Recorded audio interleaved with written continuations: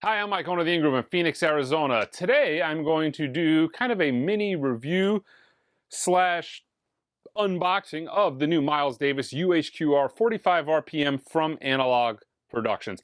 I didn't really talk or do much on the 33 RPM that came out some months back, but I kind of wanted to go over this one a little bit, and I'll kind of tell you why.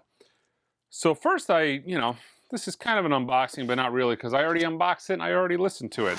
But this is how this is packaged. I gotta say, I'm really digging this box by far and away out of all of the deluxe edition box sets, whether it's Mobile Fidelity 1-Steps, Craft 1-Steps, or Impacts 1-Steps. This is my favorite. And maybe part of it is the nostalgia in me for the original RCA Living Stereo boxes that this is modeled after.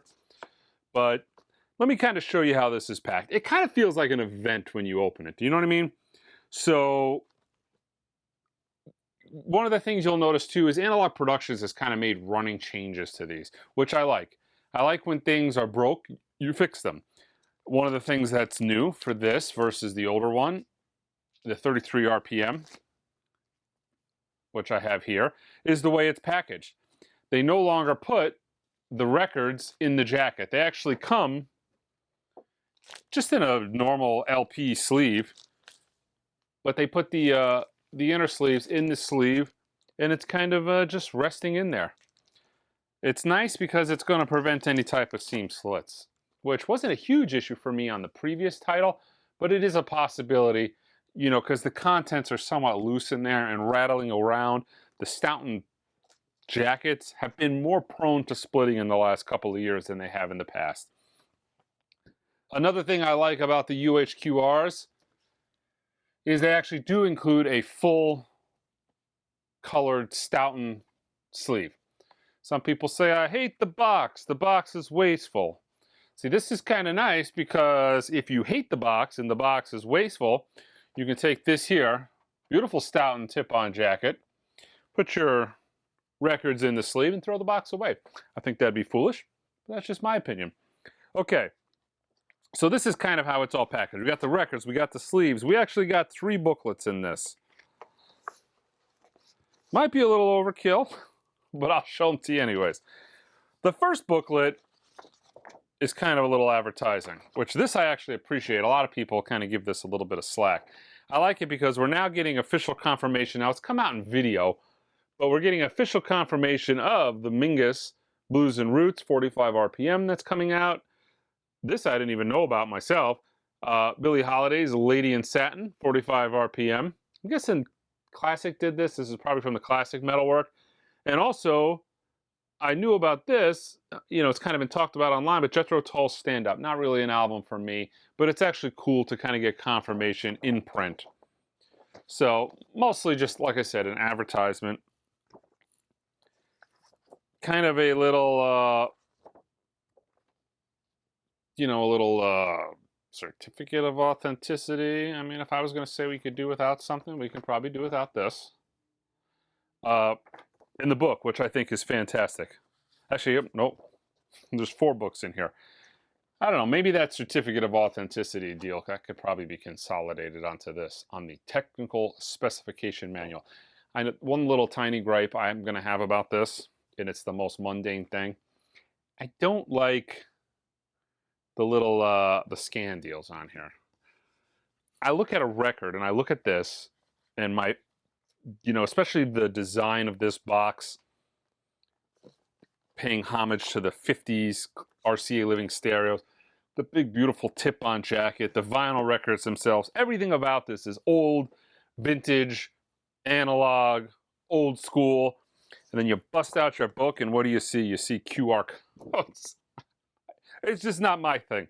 I think everything would be cool to put in writing here. I'm not even going to scan those QR codes. I just don't care that much. But I guess, what is it? Maybe it's, yeah, I guess it's advertising. I don't know. Actually, maybe these QR codes could probably go on that first piece. And then a little bit of how your records are made. This is quite fun. I really dig the book. It's well done. I like the little bonus you can see. the original, I'm guessing that's the 3-track from the 1985 Classic Records reissue. But you've got that on there. The story's great. I really appreciate the pictures of the studio inside the 30th Street recording area. Let's see if I can kind of get up close to that. You can kind of see the recording area. It's kind of cool to see it in color because I've always seen these black and white photos of Miles hanging out in the studio. There's another one, so you kind of put that into context. Bernie Grundman's notes from the original Classic mastering that was done, I guess, what is it, 97?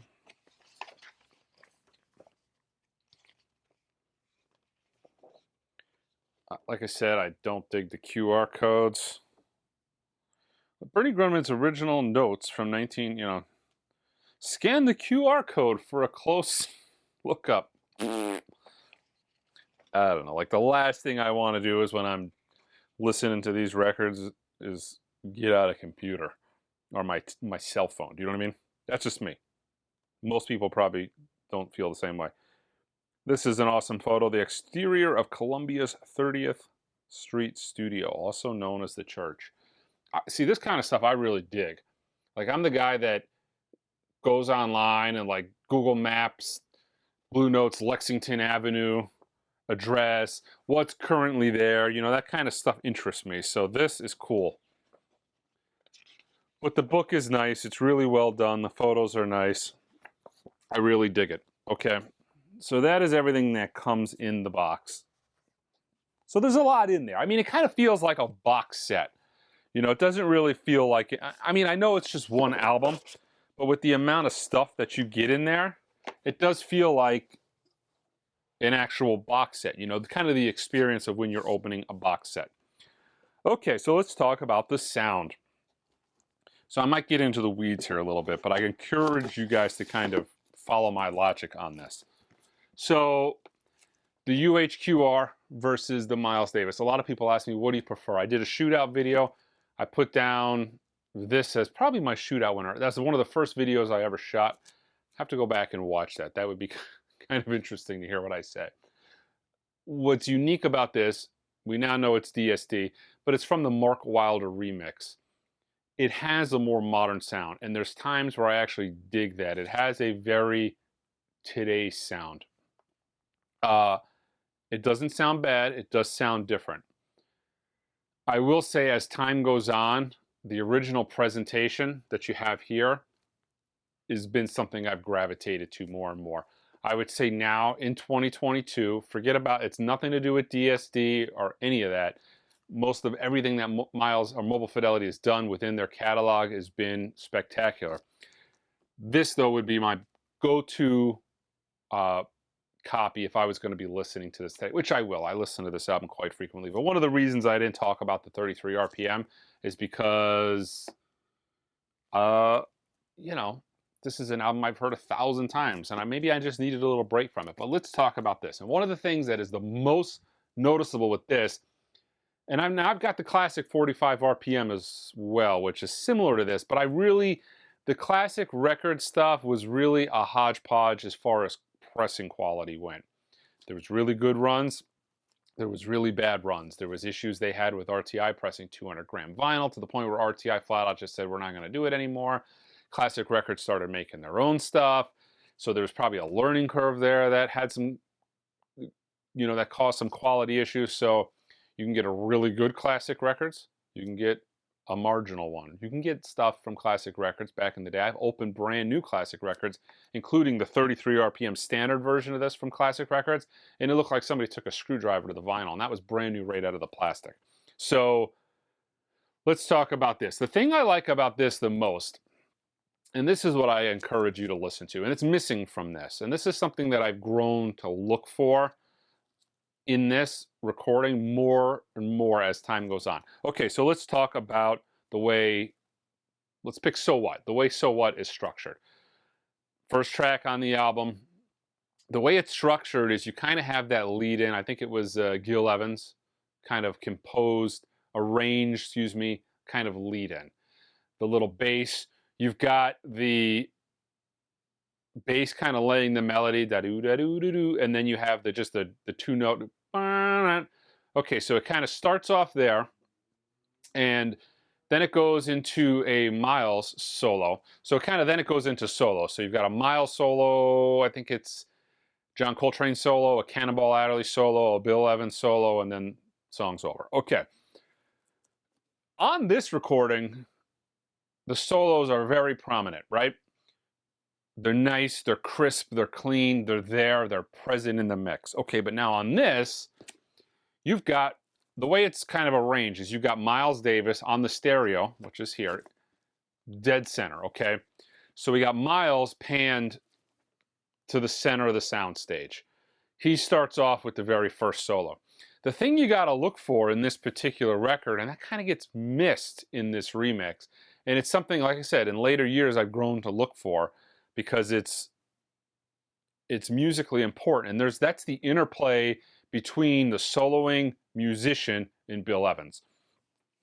When you hear Miles Davis do his solo, I think most listeners, and probably myself with this original review, I looked for the main thing. You know, I was always focused in on the main soloist throughout this album. And that's kind of a lot of how this record works. The most interesting, fascinating, the best thing about this record is the interplay between the other musicians. It's kind of callbacks. That's kind of jazz in a nutshell. It's a conversation, it's a dialogue of musicians without words.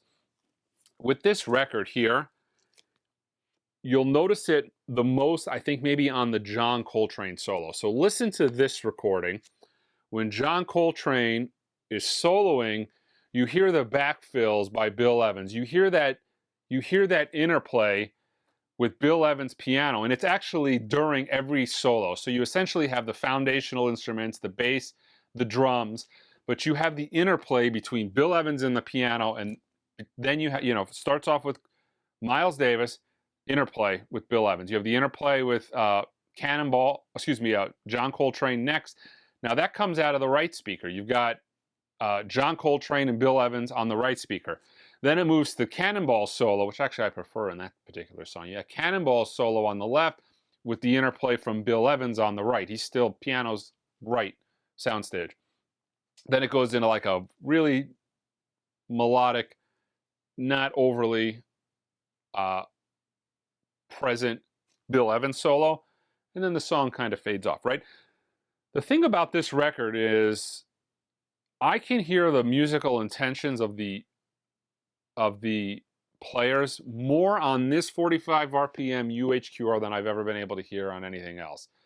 The classic records is, like I said, I've got a good copy of it. It's the same on the classic records, but I think I got that after my initial review. I would say if you were to buy a definitive version of this record at this point in time, it is going to be actually this Analog Productions 45 RPM. Or if you find a clean copy of the classic 45 RPM, that would work for you as well. I really do truly love this record, and this version of it has allowed me to experience this record in a way that I haven't been able to achieve with a lot of other copies. The original, although be it great, very hard to find a clean, crisp, quiet copy to get to hear the interplay between musicians. This is easy because it's in print, it's readily available, it's quiet, and yeah, I solidly, truly recommend this recording, this version of it. Bernie did a dynamite job in the 90s with this. It's using the original classic metalwork from the original 3-track. I doubt we will ever truly be able to get a true analog recording of this again in this fashion from the original master tapes, because from what I hear, they're too far deteriorated. And that is kind of, I've said this many times in the past, we're in the golden age of analog recordings if the labels want it to be as such, because tapes aren't going to last forever. This time now, assuming the tapes are in good condition, is probably the last hurrah. So it is cool when we can get, beautiful analog copies of a recording before they end up going to a different route, because again, the tapes aren't going to last forever. But listen for the interplay.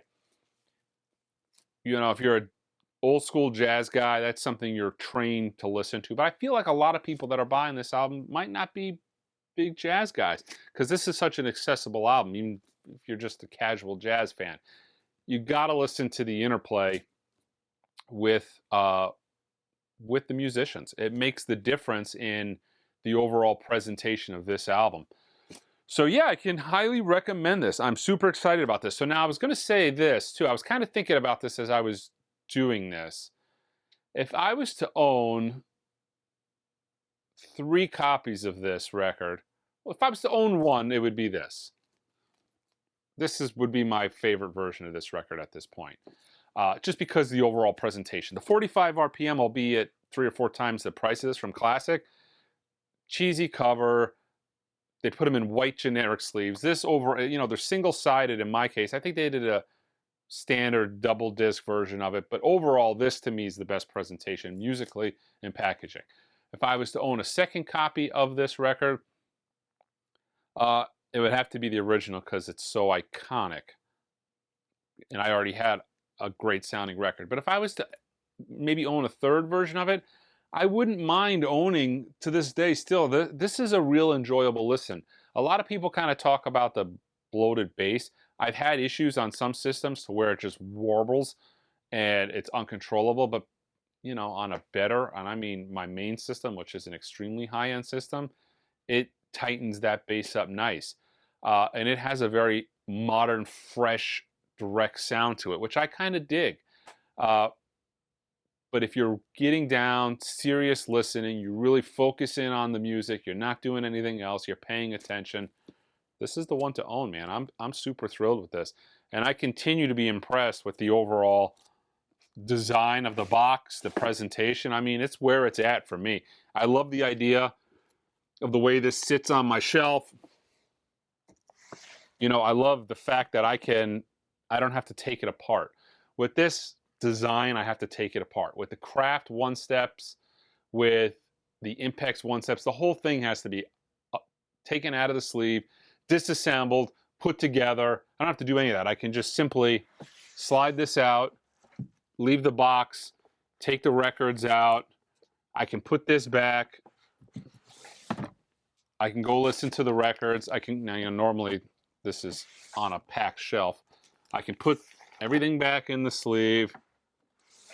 You know, I mean, that's, to me, I really dig the packaging. It's my favorite packaging in the industry as far as premium single albums go. All right, guys. Until next time.